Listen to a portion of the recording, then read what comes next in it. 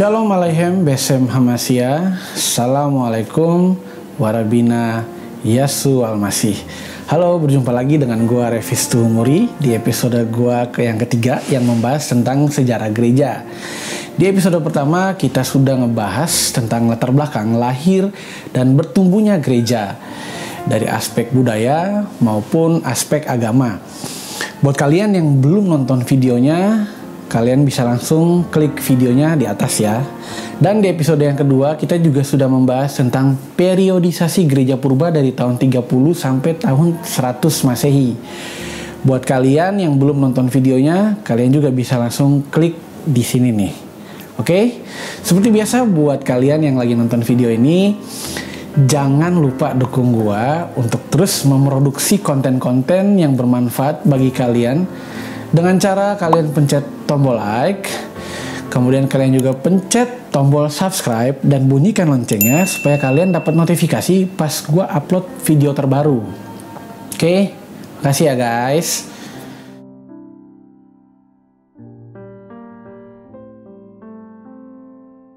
Pada masa ini, gereja bukan saja memandang kepada dirinya sendiri, tetapi mereka merasa terhisap kepada suatu persekutuan yang luas dan atau yang kita kenal Katolik artinya universal, yaitu tidak terbatas kepada suatu kaum atau golongan, suku ataupun ras maupun status sosial. Gereja menganggap dirinya sebagai tujuan ciptaan Allah, suatu alat Tuhan untuk menyelamatkan dunia, yaitu Israel yang rohani dan yang benar. Pada mulanya pemerintahan gereja hanya diatur oleh para rasul yang diketuai oleh Rasul Petrus.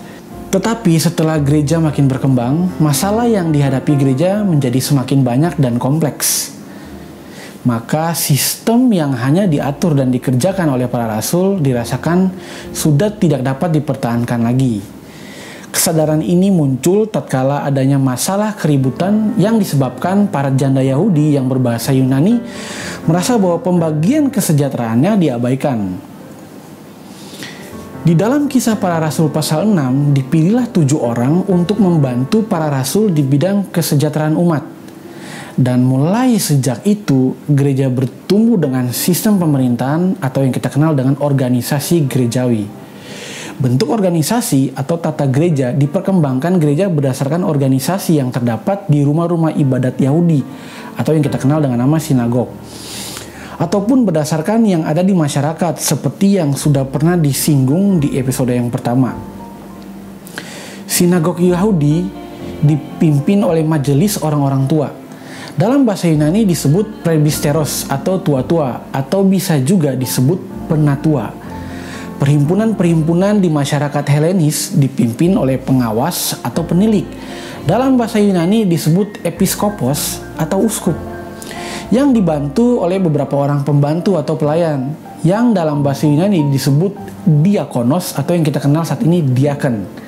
Tata gereja yang menjadi hasil perkembangan ini yang diterima di seluruh gereja adalah episkopal. Dibedakan menjadi 3 jabatan, yaitu uskup atau episkopos, presbiteros, dan diakonos, yang merupakan suatu hierarki atau susunan tingkatan pangkat di dalam gereja pada saat itu. Uskup dianggap lebih tinggi dari presbiteros, dua-duanya lebih tinggi dari diakonos. Setiap jemaat atau gereja di suatu tempat dipimpin oleh satu episkopos yang dipilih dari antara para presbiteros. Kuiper dalam bukunya yang berjudul The Church in History mengatakan bahwa gelar uskup telah diberikan kepada presbiter yang pada waktu itu menjadi pimpinan dewan presbiter. Karena itu, para presbiter lain secara berangsur-angsur menjadi lebih rendah dari presbiter yang adalah penilik mereka.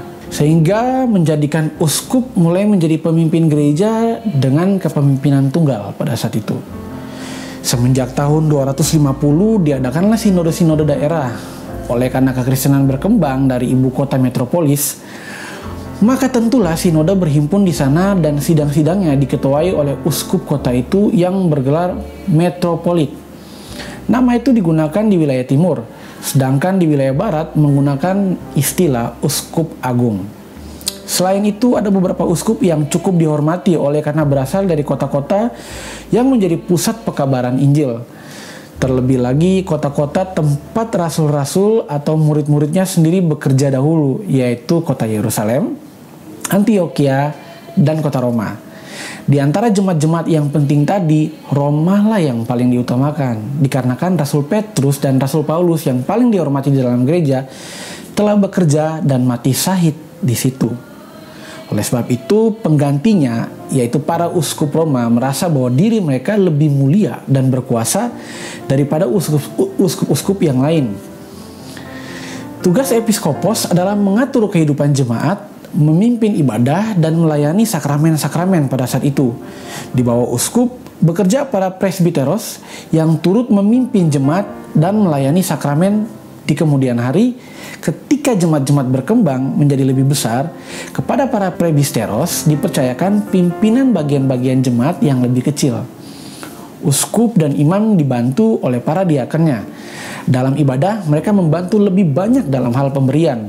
Diakonia yaitu pelayanan kepada orang sakit dan orang miskin.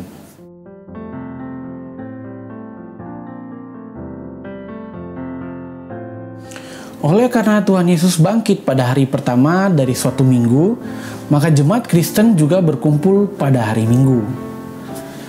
Kata minggu berasal dari kata domingo yang artinya Tuhan dalam bahasa Portugis. Menurut kebiasaan pada zaman itu selalu diadakan perjamuan bersama dalam perkumpulan tersebut. Kita bisa melihat di dalam Kisah Para Rasul pasal 2 ayat yang ke-46. Mereka berdoa, bernyanyi, dan mendengarkan pembacaan dan penjelasan Alkitab. Mula-mula belum ada tata cara kebaktian yang tetap, sehingga timbul kekacauan. Itu tercatat dalam 1 Korintus pasal 14. Lambat laun, kebaktian dilangsungkan dengan memakai tata cara atau liturgia yang lengkap. Bagian pertama terdiri dari doa, nyanyian, dan pembacaan firman Tuhan. Sesudah itu jemaat duduk untuk makan bersama-sama. Hidangan itu dianggap sebagai lanjutan perjamuan Tuhan Yesus dengan murid-muridnya. Jemaat meyakini bahwa Tuhan Yesus hadir dalam roti dan air anggur itu, sesuai dengan janjinya dalam perjamuan yang terakhir. Pemimpin kebaktian itu yang pada kemudian hari hanya uskup saja mengucapkan syukur atas roti dan cawan. Sebab itu, di dalam gereja timur maupun gereja barat, perjamuan itu disebut Eukaristia atau pengucapan syukur. Dengan berjalannya waktu dan penafsiran-penafsiran mengenai perjamuan ini yang mana dianggap suci, maka tidak mungkin lagi perayaan yang kudus ini dihubungkan dengan makan bersama-sama. Hidangan belas kasihan, di mana saudara-saudara yang miskin turut menikmati sajian oleh anggota-anggota yang berada, dipisahkan dari perjamuan atau Eukaristia yang suci dan teratur itu. Sejak abad ketiga, prosesi makan beramai-ramai itu dihentikan di dalam liturgia gereja.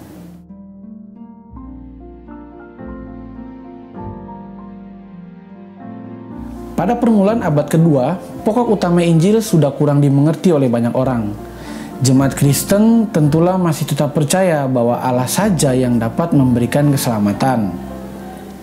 Tetapi yang dipentingkan sebenarnya bukanlah lagi kebenaran yang dianugerahkan oleh Tuhan, melainkan usaha dan perbuatan manusia untuk mencapai kebenarannya sendiri.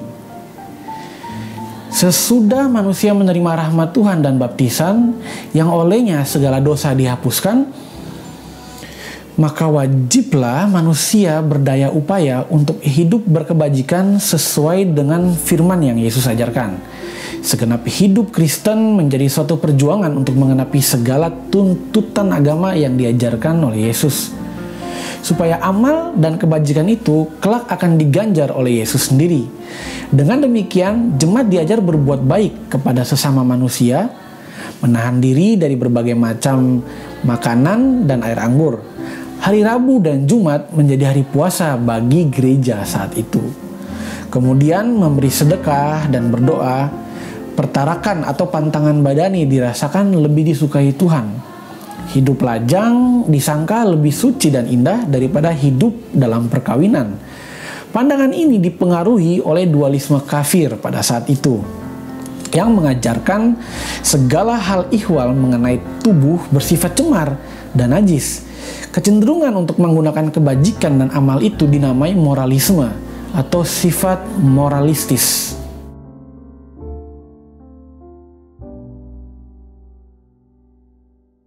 Setelah zaman para rasul, para pemimpin terkemuka di dalam gereja adalah bapak-bapak rasuli. Mereka disebut bapak-bapak rasuli karena mereka telah diajar secara pribadi langsung oleh para rasul. Beberapa di antara mereka adalah Clemens dan Hermas dari Roma yang merupakan murid langsung dari Rasul Petrus. Kemudian Ignatius dari Antioquia dan Polikarpus dari Smyrna yang adalah langsung murid dari Rasul Yohanes, dan Barnabas dari Alexandria. Di era ini teologia dikembangkan sebab gereja dipaksakan oleh tantangan dari luar dan dari dalam untuk mempertanggungjawabkan imannya. Yang mempertanggungjawabkan iman dan menjadi teolog-teolog pertama belumlah orang-orang yang khusus dilatih untuk itu, tetapi orang-orang yang terkemuka di jemaat karena kedudukan mereka yaitu uskup-uskup atau karena pendidikannya yaitu ahli-ahli filsafat yang masuk menjadi seorang Kristen. Tantangan dari luar datang dari filsafat Yunani yang menganggap agama Kristen adalah suatu kebodohan. Untuk membela diri terhadap kritik-kritik dari kebudayaan Helenisme ini, gereja mulai membuktikan bahwa kekristenan bukanlah suatu kebodohan, melainkan filsafat yang jauh lebih agung dan jalan yang benar kepada keselamatan yang sejati. Gereja juga dipaksa untuk membela ajaran yang ortodoks. Maksudnya adalah ajaran yang benar dan murni terhadap ajaran-ajaran yang sesat atau bidat-bidat yang pada saat itu muncul di dalam gereja. Ajaran sesat yang paling mengancam gereja pada saat itu adalah Gnostik.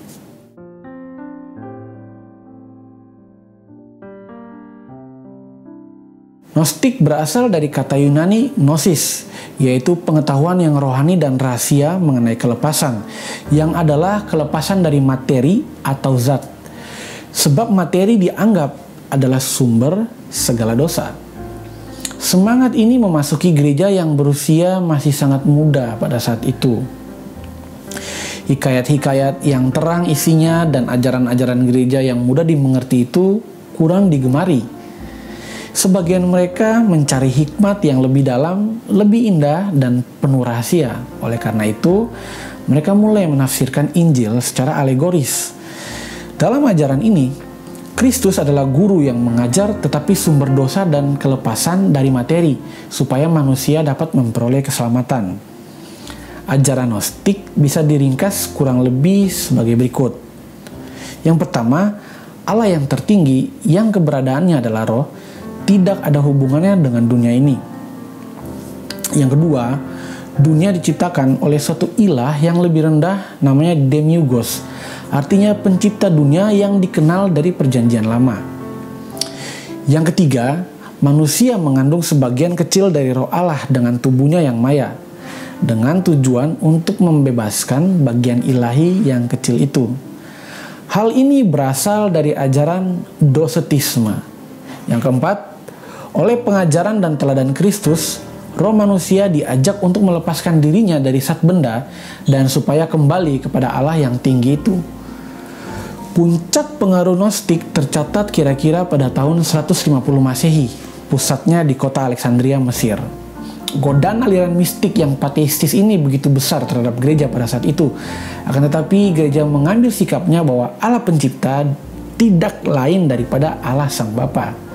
Hal ini berarti dunia tidak dijadikan oleh Demiurgos dan segala dosa dan kejahatan adalah kesalahan dari manusia itu sendiri yang berbalik melawan Tuhannya dan merusakkan ciptaan Tuhan yang baik sejak semula.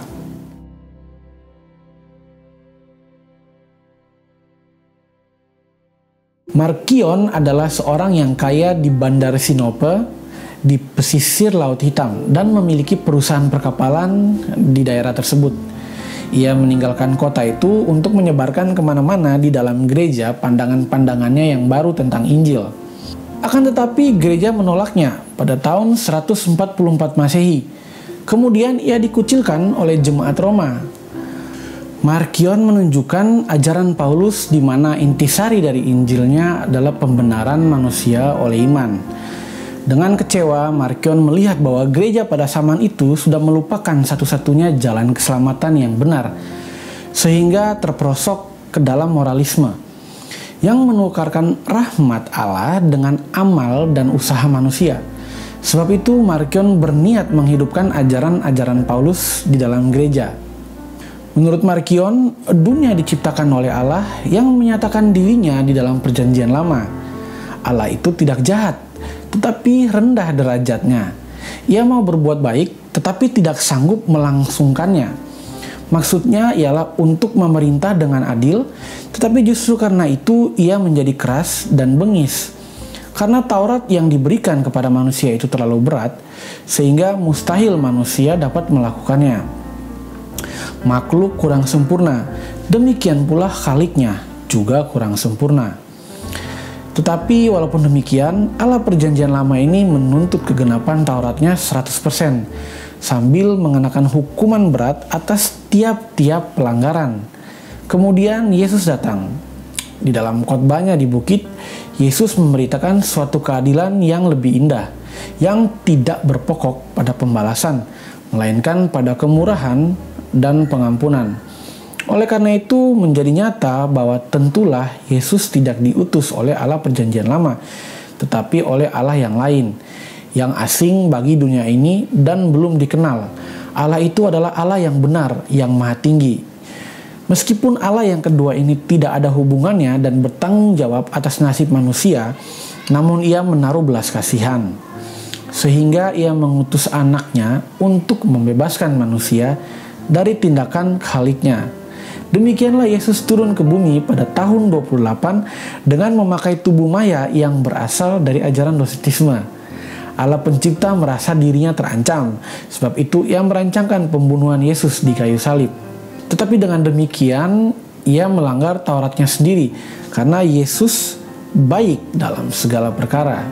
Sekarang, ia dihukum menurut aturan pembalasannya sendiri. Ia harus menyerahkan kepada Allah pembebas tiap-tiap orang yang percaya akan Yesus. Segala orang itu dibenarkan oleh karena imannya dan mewarisi keselamatan yang kekal. Dengan demikian, percaya ialah menyangkal Allah Khalik dan menyerahkan diri kepada kasih Allah yang maha tinggi. Penyerahan itu berarti bahwa orang-orang Kristen patut menjauhkan diri dari dunia yang cemar ini dengan jalan bertarak atau beraskese, atau menyiksa diri, menahan diri dari keinginan daging, minuman keras, bersetubuh, dan sebagainya. Kita dapat melihat di sini bahwa ajaran Markion sedikit memberikan sumbangsi kepada gereja, yaitu pembenaran oleh iman. Akan tetapi, Markion kurang mengerti tentang teologi yang diajarkan oleh Rasul Paulus. Karena bagi Rasul Paulus, Allah dalam perjanjian lama yang memberi Taurat, ia adalah Allah yang sama saja dengan Allah yang ada dalam perjanjian baru, yang mengaruniakan rahmatnya di dalam diri anaknya Yesus Kristus. Siapa yang memisahkannya, dia sudah pasti merusak Injil. Sesuatu yang dapat dipelajari dari Markion ini adalah mengenai kanon Markion. Ia menolak perjanjian lama dan sama dengan Gnostik, ia membuang surat-surat Yesus atas kitab-kitab yang sah dan kitab-kitab yang tidak sah. Dengan memakai kanonnya sendiri berdasarkan ukuran dia, dari kitab Injil hanyalah Injil Lukas saja yang dia pilih sebab kurang berbau Yahudi menurut dia. Tetapi riwayat Yesus dicoretnya oleh sebab latar belakang Gnosticisme yang dianut oleh dia. Dari surat-surat rasuli, hanya surat-surat Rasul Paulus saja yang dia pakai, kecuali surat kepada Timotius dan Titus. Sudah barang tentu, surat kepada orang Ibrani juga ditolaknya. Untuk menentang ancaman dari gerakan ini, gereja mengemukakan 3 hal yang dapat menjamin ortodoksi, yaitu ajaran yang benar, yaitu kanon Alkitab, pengakuan iman, dan pewarisan jabatan keuskupan. Kanon berarti ukuran atau patokan, sehingga kanon Alkitab adalah daftar buku-buku dan surat-surat yang mengandung kebenaran dan dapat menjadi sumber iman yang benar. Kanon Alkitab dapat dipergunakan untuk membedakan buku-buku perjanjian lama dan buku-buku atau surat-surat yang berasal dari para rasul atau murid-murid Yesus dalam perjanjian baru, dari buku-buku yang ditulis oleh guru-guru Gnostik yang seringkali memakai nama murid Yesus sebagai nama samaran. Pengakuan iman atau credo dalam bahasa Latin yang artinya aku percaya adalah ringkasan pokok-pokok iman Kristen yang menjadi ukuran untuk menilai ajaran-ajaran mana yang benar. Pengakuan iman diperkembangkan dari pengakuan yang diucapkan oleh orang yang hendak dibaptis, dan hampir bersamaan dengan pengakuan iman rasuli yang ditetapkan dalam Konsili Nisea pada tahun 325, yang sampai hari ini diterima oleh semua denominasi gereja timur maupun gereja barat dengan semua turunannya. Dalam bagian mengenai Allah sebagai Khalik langit dan bumi diakui umpamanya bahwa materi adalah ciptaan Allah, bukan sumber dosa saja seperti yang diajarkan oleh kaum Gnostik. Pewarisan jabatan uskup dalam bahasa Latin successia apostolica atau penggantian rasuli adalah pandangan bahwa jabatan uskup didirikan oleh para rasul dan diturunkan melalui sejarah, sehingga uskup-uskup adalah pengganti para rasul. Demikianlah dianggap terjamin bahan ajaran yang diajarkan oleh uskup adalah ajaran yang benar. Ajaran rasul inilah yang harus dipercayai, bukan ajaran guru-guru Gnostik.